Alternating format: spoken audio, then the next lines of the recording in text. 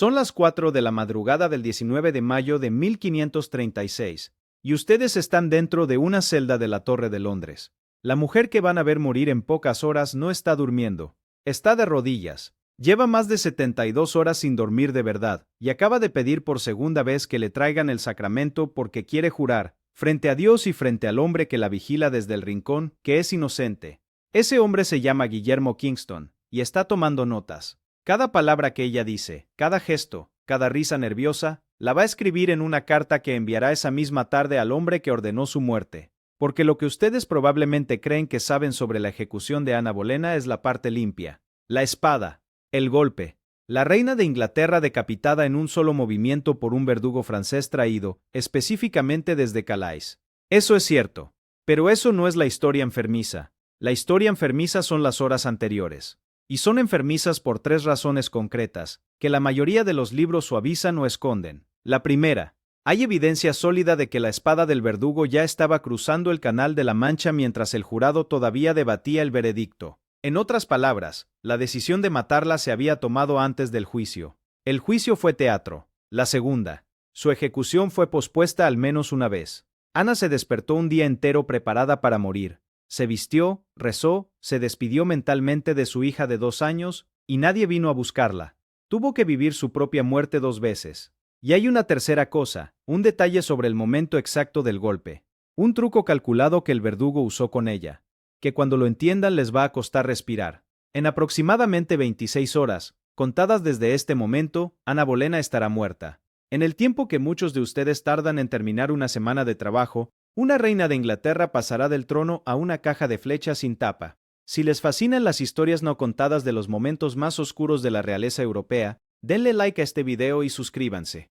Hay mucho más contenido de esta clase en camino. Ahora sí, déjenme llevarlos de regreso a esa celda de la torre. 3 días antes del amanecer que Ana no debía sobrevivir. Retrocedamos 3 años. La misma mujer que está de rodillas ahora, en 1533 caminaba bajo un palio de seda púrpura por las calles de Londres el día de su coronación. Estaba embarazada. La multitud, según los cronistas contemporáneos, guardó silencio. No era el silencio del respeto, era el silencio de una ciudad que ya la odiaba, y que ya sabía lo que ella todavía no.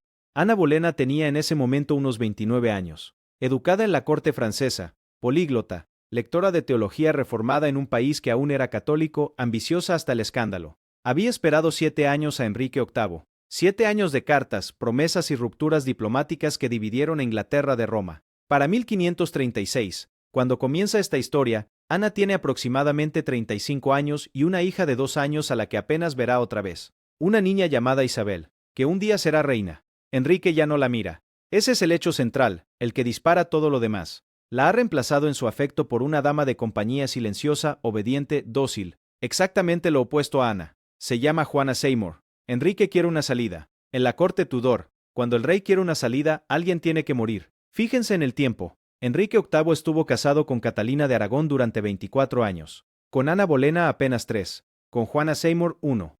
La velocidad con la que Enrique reemplazaba esposas se aceleraba con cada matrimonio. Ana no fue la excepción. Fue el momento en que el patrón se hizo visible. El hombre encargado de construir esa salida se llama Tomás Cromwell. Es una ironía brutal. Cromwell fue elevado al poder en parte gracias a Ana, que compartía sus simpatías reformistas. Pero la política Tudor no reconoce lealtades sentimentales. Cuando Enrique le pide un caso contra su reina, Cromwell no titubea. En cuestión de semanas fabrica, y esta palabra la usan hoy la mayoría de los historiadores, una acusación de adulterio, traición e incesto. 5 hombres son señalados como amantes de Ana. Uno de ellos es su propio hermano, Jorge Bolena. La acusación de incesto es la más venenosa, porque no busca solo condenarla, busca destruir cualquier posibilidad de compasión pública. La mayoría de los estudiosos modernos coincide en que no existe evidencia física ni testimonial creíble para ninguno de los cargos. Fueron construidos para el resultado deseado. El 2 de mayo de 1536, 4 cañonazos sordos retumbaron desde la torre. Ese sonido anunciaba, según la costumbre, el arresto de una persona de altísimo rango. Kingston, el condestable que la recibió, no era un monstruo, era un funcionario. Cumplidor. Metódico. Escribió después que Ana lloró. Luego rió. Luego preguntó si el rey todavía la amaba. Kingston no supo qué responder. 17 días separan ese cañonazo del amanecer del 19 de mayo. 17 días en los que Ana pasaría del shock a la esperanza, de la esperanza al terror, del terror a algo mucho más extraño, una calma que asustaba a quienes la observaban. Alrededor de Ana, en estos días finales se mueven 4 figuras clave. Guillermo Kingston, condestable de la Torre, que la trata con cortesía y a la vez informa cada palabra suya al secretario del rey. Tomás Cromwell, invisible pero omnipresente, moviendo los hilos desde el Consejo Real. Tomás Cranmer, el arzobispo de Canterbury, amigo de Ana, deudor de su ascenso, encargado ahora de la macabra tarea de declarar nulo su matrimonio con Enrique. Y Enrique mismo, ausente físicamente, pero cuya sombra dicta cada movimiento. Kingston escribe a Cromwell casi a diario. Esas cartas todavía se conservan, y son la fuente más íntima que tenemos sobre las últimas horas de Ana. Son también un documento inquietante. Retratan a una mujer alternando entre el desmoronamiento y una serenidad casi luminosa, mientras el hombre que la vigila anota cada gesto como quien lleva un inventario. Pongan pausa un segundo. Todo lo que sabemos con detalle sobre los últimos gestos de Ana Bolena, sobre sus risas nerviosas, sobre sus oraciones al alba, nos llegó porque un carcelero educado tomaba notas como si fuera un contador de emociones. Esas cartas no eran diarios íntimos, eran informes de vigilancia, y iban directas al escritorio del hombre que la había condenado antes del juicio. El 15 de mayo, Ana fue juzgada en el gran salón de la Torre. Presidía el tribunal su propio tío, Thomas Howard, duque de Norfolk. 26 pares del reino votaron. Cada uno de ellos, uno por uno, la declaró culpable. Ninguna evidencia física se presentó, ningún testigo directo del supuesto adulterio subió al estrado. La condena se sostuvo sobre confesiones extraídas bajo presión y sobre rumores cortesanos. Ana escuchó la sentencia sin llorar. Según Chapuis, el embajador imperial, dijo que estaba preparada para morir, pero que le entristecía que hombres inocentes murieran por su causa. Se refería a los 5 acusados. Sabía que también morirían. El 17 de mayo, 2 días antes de la muerte de Ana, los 5 hombres fueron ejecutados en Tower Hill, entre ellos su hermano Jorge. Le cortaron la cabeza con un hacha, como se hacía con los nobles varones. Ana lo supo esa misma tarde. Kingston no registró su reacción con detalle, solo escribió que estuvo mucho tiempo sin hablar. Piensen en lo que significa. Ana ya no lloraba por sí misma. Lloraba, si es que lloró, por un hermano cuya única culpa había sido llevar su apellido. Piensen en lo que significa esto emocionalmente. Ana estaba encerrada en la torre, en algún lugar cercano, dentro de los mismos muros, encerraban a su hermano Jorge. Ambos sabían que el otro estaba ahí, ambos sabían que ambos iban a morir. No se les permitió despedirse. La última vez que se vieron fue en el juicio, condenándose el uno a la otra sin decirse una palabra. La escena que sigue es, para muchos historiadores, el corazón emocional de estas últimas horas. Ocurrió, según las cartas de Kingston, en algún momento del 18 de mayo, la tarde previa a la ejecución originalmente programada. Ana está en su celda. Ha comido poco. Ha rezado durante horas.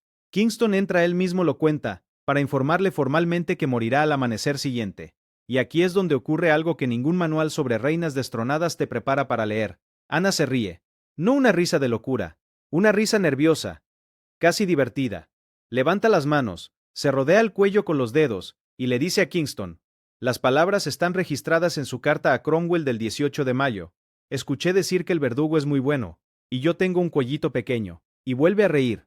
Kingston, en la carta, escribe que se quedó sin saber qué hacer. Era un soldado veterano. Había presenciado muertes. Nunca había visto a nadie hacer ese gesto sobre su propio cuello, sonriendo. Si esto ocurrió literalmente así, palabra por palabra, es imposible saberlo hoy. Pero la carta existe. Kingston la envió. Y la eligió como el detalle que Cromwell necesitaba escuchar. En ese momento, Ana tomó una decisión que la mayoría de las víctimas de una ejecución política no pueden tomar. Decidió cómo iba a morir. No con gritos, no con súplicas, con dignidad, con humor negro, con oración. Todo lo que hará en las próximas 24 horas será la ejecución consciente y controlada de esa decisión. Pero mientras Ana toma esa decisión en su celda, algo se está moviendo del otro lado del Canal de la Mancha. Un hombre, un francés. El único verdugo del Reino de Francia que sabe usar una espada larga de 2 manos para decapitar de un solo golpe. Viene desde Saint-Omer, cerca de Calais. Su viaje fue autorizado, contratado y pagado antes de que el jurado emitiera su veredicto. Enrique no esperó al juicio para decidir. La sentencia se firmó en Francia antes de firmarse en Inglaterra. Y ese detalle, cuando lo entienden, cambia todo lo que sigue. La ejecución de Ana estaba originalmente programada para la mañana del 18 de mayo. Ana lo sabía, se había preparado toda la noche anterior. Rezó con su capellán, se confesó, recibió el sacramento, y aquí ocurre uno de los momentos más extraordinarios del episodio. 2 veces, con el pan consagrado sobre la lengua juró frente a Kingston, frente a su capellán y frente a Dios que nunca había traicionado el lecho del rey. Nunca. Con nadie. Lo hizo 2 veces, en 2 ocasiones distintas, porque, según ella misma explicó a Kingston, quería que constara. Sabía que sus palabras serían escritas y enviadas. Estaba dejando testimonio para la historia. Y esperó. Se puso el vestido con el que pensaba morir. Esperó al alguacil, al carruaje, al cadalso. Nadie vino. Se retrasó. Nadie le dijo por qué al principio. Kingston escribió a Cromwell con un tono casi de disculpa. La señora estaba muy afligida porque había esperado morir esa mañana, y ahora tendría que esperar otro día. En sus propias palabras registradas, yo pensaba que a esta hora estaría muerta y libre del dolor. Piensen en esa frase. Libre del dolor. No hablaba del dolor físico del hacha. Hablaba del dolor de estar viva en esas circunstancias, de saber lo que se venía, de despedirse mentalmente de una hija que no volvería a ver, de escuchar en su cabeza los ecos del hacha que ya había caído sobre su hermano 2 días antes, y de tener que volver a empezar todo ese ritual interior al día siguiente. Deténganse un momento. Ana Bolena tuvo que morir 2 veces. Una vez en su cabeza, la mañana del 18, y otra vez de verdad, al amanecer del 19. Nadie ha explicado nunca con claridad por qué se pospuso. Algunas fuentes dicen que el verdugo francés se retrasó, otras, que Enrique cambió el lugar de la ejecución en el último momento. Otras, más oscuras, sugieren que fue deliberado. Una vuelta de tuerca calculada por Cromwell, para quebrar su compostura. Si esa era la intención, falló. Ana se volvió más serena después del retraso, no menos. En algún momento de esos días finales, según una tradición muy antigua, Ana escribió una carta a Enrique. La carta comienza con las palabras, From the Lady in the Tower, de la dama en la torre, y su autenticidad ha sido debatida durante casi 5 siglos. Algunos historiadores creen que es genuina, otros, que la escribió Cromwell después, otros, que la escribió un admirador décadas más tarde. Pero léanla, aunque sea como pieza literaria. En la carta Ana no suplica, no pide perdón por crímenes que no cometió. Le recuerda a Enrique que la elevó de dama como una marquesa, de marquesa a reina, y le dice con una elegancia glacial que ahora la elevará a mártir. Le pide una sola cosa concreta, que su muerte no manche la vida de su hija. Si esa carta es real, es uno de los documentos más extraordinarios escritos por una mujer condenada en la historia europea. Si no lo es, alguien la imaginó tan bien que sonó verosímil durante 500 años. En cualquiera de los 2 casos, dice algo sobre cómo la gente entendió, incluso entonces, quién era Ana Bolena. Chapuis, el embajador imperial, escribió a Carlos V en esos días una línea que ha sobrevivido intacta. Ninguna persona jamás mostró mayor voluntad de morir. El embajador la odiaba, había pasado años llamándola la concubina en sus despachos. Y aún así, en el momento final, no pudo negarle esa palabra, voluntad. Esa última noche, Ana casi no durmió. Kingston lo registra. Rezaba, hablaba con su capellán, volvía a rezar. En algún momento antes del amanecer, pidió que le trajeran el sacramento una vez más. Y una vez más, con el sacramento en la lengua, juró su inocencia. 3 veces en 3 días. Ninguna condenada de la corte Tudor había hecho eso antes. Kingston, en su carta, incluye esta línea que muchos historiadores consideran el detalle más devastador de todo el episodio. Nunca vi hombre ni mujer alguna que no mostrara gran temor a la muerte, y en verdad, esta dama tiene mucha alegría y placer en morir. Alegría y placer en morir. Un carcelero endurecido, escribiendo al hombre que la mató y admitiendo que la mujer que iba a ejecutar no le tenía miedo. Afuera, en el patio de la torre, algo estaba ocurriendo esa misma noche. Se estaba construyendo el cadalso. Bajo, apenas 1,5 metros del suelo, cubierto con paño negro. No era un cadalso normal. Los cadalsos ingleses estaban diseñados para el hacha, con un bloque de madera donde el condenado apoyaba la cabeza. Este no tenía bloque. Estaba diseñado para una ejecución francesa, con espada y con el condenado arrodillado en posición erguida, no reclinado. Cada detalle del escenario había sido pensado para el hombre que venía desde Calais. Fíjense en lo que está pasando aquí. Ana no lo sabe todavía, o quizás sí lo sabe porque en la corte los rumores viajan, pero la forma exacta de su muerte fue decidida por Enrique con un cuidado que raya en lo obsesivo.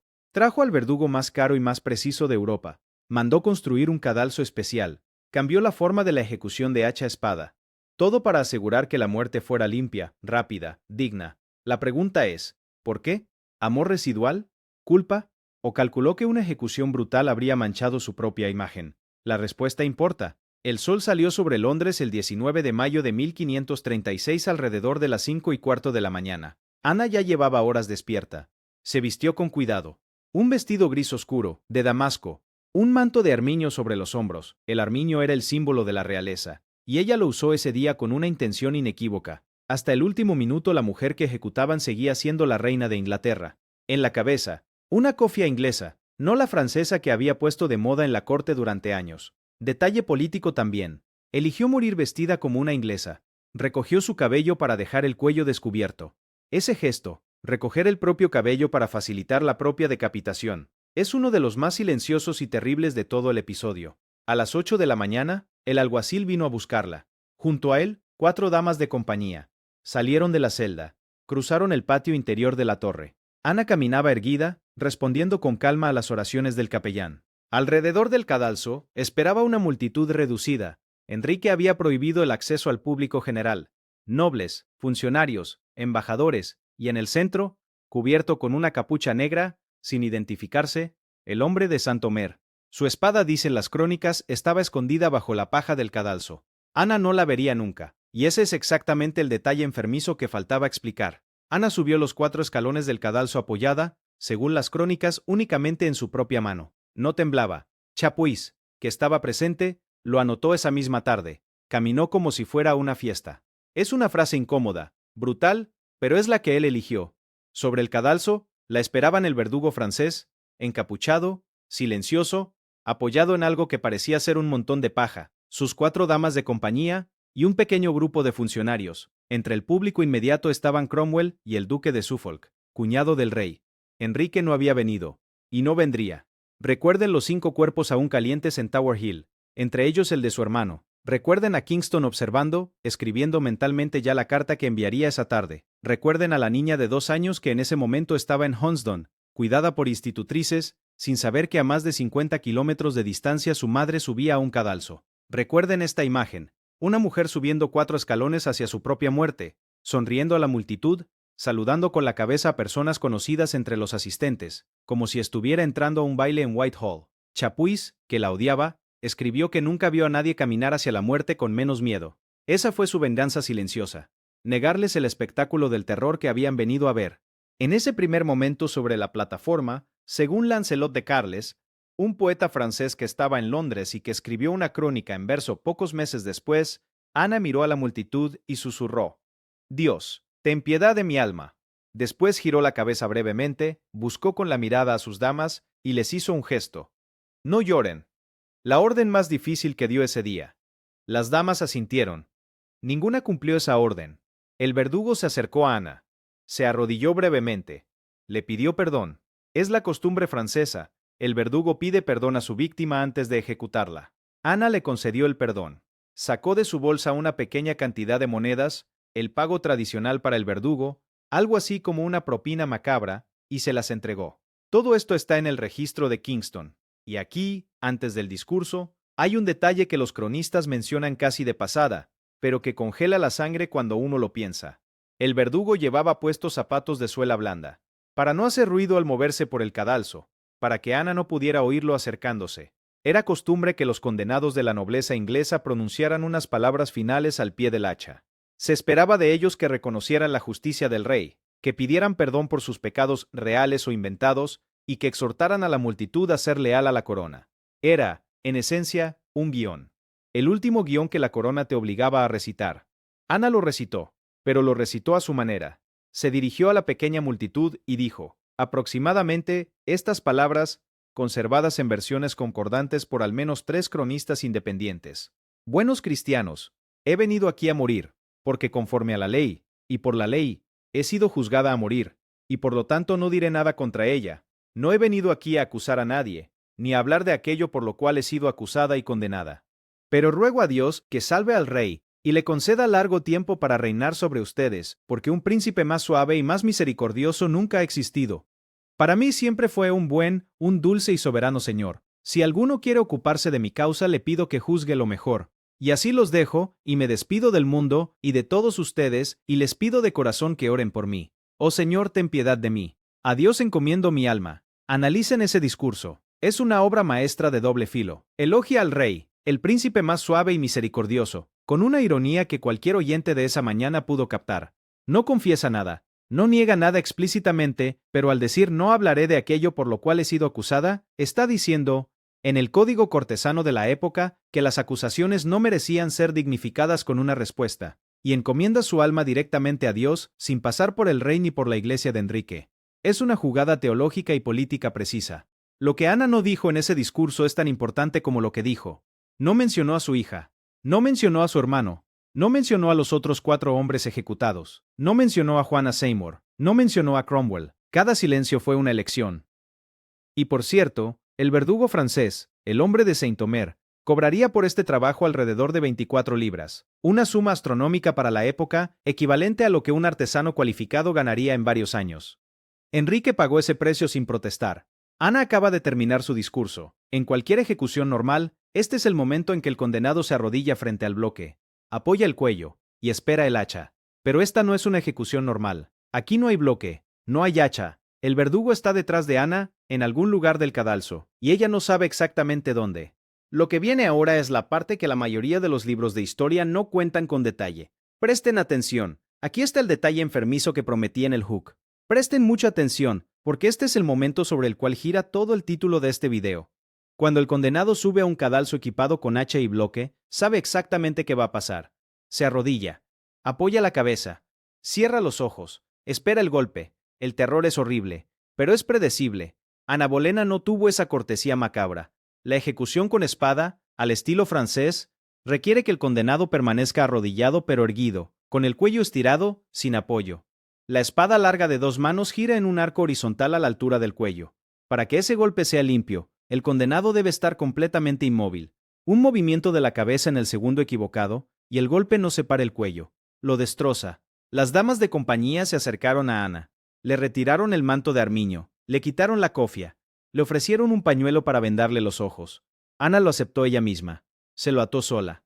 Ese gesto, una mujer atándose sola la venda con la que morirá, es uno de los momentos más silenciosos y horrendos del episodio. Se arrodilló. Comenzó a rezar en voz alta. Kingston, Cromwell, Suffolk, los embajadores, las damas, todos escucharon. Jesús, recibe mi alma. Oh Señor Dios, ten piedad de mi alma. Repitió esa oración varias veces, cada vez con la voz más firme. Y aquí ocurre.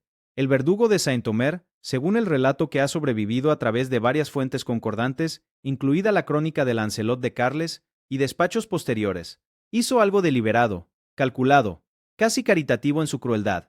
Ana estaba arrodillada, con los ojos vendados, rezando. No podía verlo, no sabía en qué lado del cadalso estaba parado, no sabía cuándo caería el golpe. El verdugo en voz alta pidió que le trajeran su espada, como si la espada no estuviera ya en su mano. Habló en francés, un idioma que Ana entendía perfectamente. Ana, oyéndolo, giró instintivamente la cabeza hacia el lado del que venía la voz, hacia el asistente supuestamente encargado de traer la espada. Un asistente que en realidad no existía o cuyo papel era puramente distractivo. Y en ese instante exacto, con la cabeza de Ana girada hacia el lado equivocado, el verdugo giró la espada y descargó el golpe desde el otro lado. Piénsenlo, léanlo 2 veces. El verdugo la engañó para matarla mejor. La convenció de mirar hacia donde no debía mirar, en el segundo exacto en que iba a caer la hoja, para que ella no lo viera venir, para que no tensara los músculos del cuello, para que no se moviera en el momento equivocado. Fue un acto de misericordia técnica. Ana murió sin saber que iba a morir en ese segundo. Nunca vio la hoja. Nunca la sintió acercarse. Estaba mirando en la dirección equivocada. Y sin embargo, cuando uno lo procesa, cuando uno entiende que el último acto consciente de la reina de Inglaterra fue girar la cabeza engañada por una voz falsa, hay algo en ese detalle que no se puede desengullir. La eficacia de la ejecución dependía del engaño. La misericordia dependía de la mentira. La espada de Saint-Omer era una hoja larga, ancha, de doble filo, diseñada específicamente para decapitación. No era un arma de combate. Era una herramienta. El golpe fue único, limpio, perfecto. Todas las fuentes concuerdan en este punto sin excepción. Los ingleses que criticaban todo lo francés no tuvieron nada que criticar esa mañana. La cabeza de Ana Bolena se separó del cuerpo en un solo movimiento. El silencio que siguió fue, según Chapuis, más terrible que el golpe mismo. La multitud, esa pequeña multitud escogida, funcionarios y embajadores, se quedó paralizada. Suffolk, que había visto ejecutar a docenas de hombres, se cubrió los ojos. Kingston, siempre disciplinado, se mantuvo firme, pero después escribiría a Cromwell que había sido la ejecución más pesada que había presenciado. El cuerpo cayó hacia adelante sobre el paño negro del cadalso. La sangre, los cronistas la describen con una precisión que resulta imposible de leer sin sentirla. empapó rápidamente los tablones y comenzó a gotear entre las juntas de la madera. Una de las damas de compañía profirió un grito. Otra se desmayó. Las otras dos se quedaron de pie, cumpliendo el último gesto de servicio a su reina. Cubrieron el cuerpo con una tela blanca inmediatamente, sin esperar orden alguna. Nadie más se movió a ayudarlas. Nadie. Y aquí está el segundo detalle enfermizo, el que rara vez aparece en las biografías populares. En el momento en que las damas se acercaron al cuerpo, cuando alguien tenía que llevarse los restos, cabeza y cuerpo por separado, envueltos, dispuestos con dignidad, resultó que nadie había preparado un ataúd. Nadie. La reina de Inglaterra iba a morir esa mañana. La ejecución se había planificado durante días con precisión milimétrica, y nadie había pensado en dónde poner el cuerpo después. Las damas de compañía, con las manos manchadas de sangre, buscaron algo. Cualquier cosa. En el arsenal cercano a la capilla de San Pedro ad Víncula, encontraron una caja alargada de madera. Una caja diseñada para almacenar flechas, un vestigio de los tiempos en que la torre servía también como depósito militar. Vacía, larga, con tapa. En esa caja pusieron a Ana, la cabeza envuelta por separado, colocada al lado del cuerpo. Sin ceremonia, sin oración oficial. Las damas la cargaron ellas mismas, 4 mujeres, sin ayuda de los soldados, sin ayuda de los funcionarios que se retiraban ya del patio, y la llevaron a la capilla adyacente. En ese momento, cerca de las 9 de la mañana, el cañón de la torre disparó, un solo estruendo grave que atravesó Londres, cruzó el Támesis, y llegó hasta Whitehall, hasta Hunston, hasta cada barrio de la ciudad. Ese era el código. Ese sonido significaba que la sentencia se había cumplido. La reina había muerto. Y en Richmond, según una tradición muy antigua transmitida por varios cronistas, Enrique VIII escuchó ese cañonazo mientras se preparaba para salir. Vestía de blanco. Se dice esto es probable pero no está confirmado con documentación primaria, que sonrió, montó a caballo y salió a cazar. Otras versiones dicen que fue directo a ver a Juana Seymour. En cualquiera de los dos casos, en la mañana en que enviudó de su segunda esposa, no hizo duelo. Hizo planes. Hay un último detalle sobre el momento de la muerte que aparece en varias crónicas contemporáneas y que ha alimentado siglos de leyenda. Cuando el verdugo levantó la cabeza de Ana para mostrarla a los testigos, como era la costumbre, varios de los presentes juraron después que los ojos parpadeaban, que los labios se movían, que estaba, aparentemente, todavía rezando. La ciencia moderna sabe que la cabeza decapitada puede mantener microactividad neurológica durante unos segundos. Los presentes esa mañana no lo sabían. Vieron a una reina rezando después de la muerte, y esa imagen no se les borraría del recuerdo. El cañón de la torre disparó exactamente una vez, alrededor de las 9 de la mañana. Recuerden los 4 cañonazos que habían anunciado su arresto 17 días antes. El mismo instrumento anunció su llegada a la torre y su salida definitiva. Un cañonazo por vida. 4 por arresto de reina. 1 por reina muerta. La aritmética macabra del reino Tudor. Y la campana de la capilla de San Pedro ad Víncula comenzó a doblar poco después. Nadie la doblaba oficialmente por Ana. La doblaban por una mujer ejecutada esa mañana. Su nombre ya había sido borrado del registro. Aquí es donde la historia se vuelve verdaderamente inolvidable, y donde probablemente sientan lo que yo sentí la primera vez que leí este detalle en las cartas de Kingston. Las damas de compañía de Ana, 4 mujeres, algunas de las cuales la habían servido durante años, tuvieron que recoger el cuerpo ellas mismas. Envolvieron la cabeza en un paño blanco, envolvieron el cuerpo en otro, los pusieron en la caja de flechas vacía porque no había ataúd, y cargaron esa caja a los pocos metros que separaban el cadalso de la capilla. Ninguno de los soldados presentes las ayudó, ninguno de los funcionarios. Nadie ofreció una mano, un carro, un banco donde apoyar el peso. Enrique VIII, que había mandado traer un verdugo desde Francia, no había mandado preparar un ataúd para su esposa. Mientras las damas cargaban esa caja hacia la capilla, en Richmond, a unos 20 kilómetros de allí, Enrique VIII estaba vestido de blanco. Los cronistas discrepan sobre lo que hizo exactamente esa mañana. Algunos dicen que fue a cazar. Otros, que fue directamente a Wolf Hall, donde esperaba Juana Seymour. Otros, que dio una fiesta en el jardín. La certeza histórica es esta. Al día siguiente, el 20 de mayo, Enrique se comprometió formalmente con Juana. 11 días después de la muerte de Ana se casaron. La velocidad no es circunstancial, es diagnóstica. Enrique no estaba esperando que Ana muriera porque ya quería casarse. En la capilla de San Pedro ad Víncula, dentro de los muros de la torre, las damas depositaron la caja de flechas frente al altar. Se cavó apresuradamente una tumba bajo las losas del suelo. Ana fue enterrada allí, con la cabeza envuelta a su lado, sin ceremonia oficial, sin misa de requiem, sin lápida. Su nombre no se grabaría sobre esa piedra durante casi 350 años. Solo en el siglo XIX, durante restauraciones de la capilla, se identificaron con certeza sus restos y se colocó finalmente una placa con su nombre y una fecha, 19 de mayo de 1536. 350 años sin lápida. Léanlo otra vez. 350 años. Una de las reinas más famosas de la historia europea yació bajo losas anónimas durante más de 3 siglos, mientras la corona construía monumentos a hombres olvidados. La historia no siempre olvida a los que pierden. A veces los entierra activamente. En Honsdon, esa misma mañana, una niña de 2 años jugaba con sus institutrices. Se llamaba Isabel. No entendió que ese día había cambiado su vida para siempre. Le retirarían el título de princesa, la declararían ilegítima, la aislarían de la corte durante años. Y sin embargo, 22 años más tarde, esa niña se convertiría en Isabel I, la reina más poderosa que Inglaterra había visto hasta entonces. Y una de las primeras cosas que hizo al asumir el trono fue mandar hacer un anillo con un compartimento oculto. Dentro de ese compartimento llevaba, hasta el día de su propia muerte, un pequeño retrato de su madre. Los 5 hombres ejecutados 2 días antes también fueron enterrados en la misma capilla junto a Ana. Jorge Bolena, el hermano al que se acusó de incesto, yace a pocos metros de su hermana. La familia se reencontró bajo las mismas losas. Y así, sin exageración, todos los misterios que abrimos al principio de este video están ahora cerrados. La hoja que cruzó el canal ya estaba en camino antes del veredicto. Las horas robadas del 18 de mayo hicieron que Ana muriera 2 veces en su cabeza. Y el detalle enfermizo de la voz que la hizo girar la cabeza hacia el lado equivocado ya lo conocen. Pero el final de la ejecución era apenas el comienzo de otra historia. Porque Ana Bolena no murió del todo esa mañana de mayo. Murió como reina, sí. Murió como esposa, sí. Pero como figura histórica, como símbolo, como misterio, empezó a vivir con más fuerza que nunca. Y lo que la historia oficial hizo con su memoria durante los siglos siguientes, lo que le agregó, lo que le quitó, lo que inventó, es, en muchos sentidos, más enfermizo aún que su muerte. Dentro de las semanas siguientes a la ejecución, Enrique VIII dio la orden de que el nombre de Ana Bolena fuera borrado de todos los edificios reales. Sus emblemas, el halcón blanco, sus iniciales entrelazadas con las de Enrique, fueron picados de las paredes de Hampton Court, de Whitehall, de cada palacio que ella había habitado. Los talladores trabajaron rápido, pero se dejaron algunos. Todavía hoy, si visitan Hampton Court, hay iniciales de Enrique y de Ana entrelazadas que sobrevivieron a la orden de destrucción.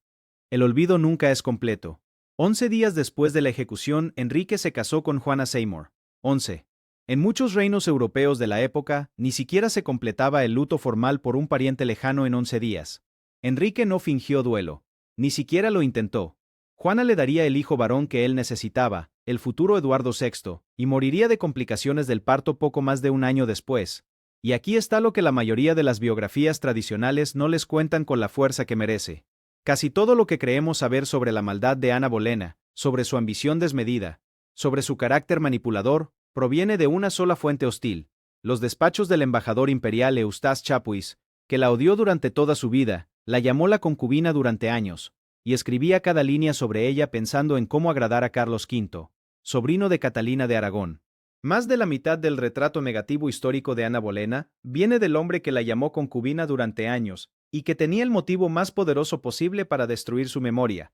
Y sin embargo hasta él, en su despacho del 19 de mayo, tuvo que reconocer su coraje. Los 5 hombres ejecutados junto con Ana, incluyendo a su hermano Jorge, al músico Mark Smeaton, y a los cortesanos Norris, Weston y Brereton, fueron rehabilitados por la historiografía moderna con evidencia sólida. No existió el complot de adulterio. No existió el incesto. Los 5 murieron por conveniencia política. Sus tumbas están junto a la de Ana, en la capilla de San Pedro ad Víncula. 6 personas ejecutadas en 4 días por acusaciones que hoy sabemos con altísima probabilidad que fueron fabricadas. Del verdugo de Saint-Omer no sabemos casi nada más. Volvió a Francia. Cobró sus 24 libras. Ejecutó a otras personas en años posteriores. Nunca escribió sus memorias. El hombre que ejecutó a la reina de Inglaterra con la técnica más precisa que Europa había visto se disolvió en el anonimato de su oficio. Solo su espada, dicen algunos historiadores, se conserva en un museo de Calais. Otros niegan esa identificación. Recuerden la imagen con la que comenzamos este video. Ana Bolena de rodillas en su celda, a las 4 de la madrugada, sin dormir, jurando su inocencia sobre el sacramento. Ahora ya saben todo lo que ella sabía, y todo lo que ella no sabía. Sabía que iba a morir. No sabía exactamente cuándo, porque la fecha se había pospuesto una vez. Sabía que iba a morir. Con una espada, no con un hacha.